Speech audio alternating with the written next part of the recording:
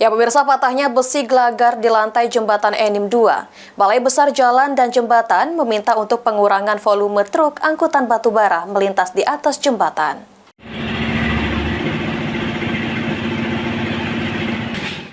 Adanya sejumlah besi gelagar di lantai jembatan Enim 2, Kabupaten Muara Enim, tim Balai Besar Pelaksanaan Jalan Nasional atau BBPJN meminta pengurangan volume kendaraan bertonase tinggi untuk melintas di atas jembatan.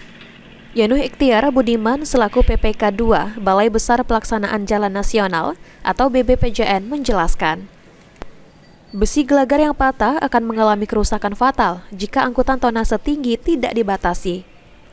Untuk pengurangan beban jembatan harus dikurangi, termasuk volume atau aktivitas kendaraan yang melintas di atas jembatan.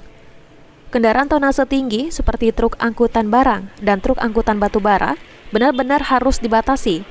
Dengan membatasi tonase dan volume kendaraan berat bisa mengurangi beban jembatan. Ini langkah tercepat untuk menghindari terjadinya hal yang tidak diinginkan. Untuk bisa membatasi kendaraan yang melintas, terutama mungkin kendaraan berat ya, terutama intensitasnya berat atau truk batubara ya.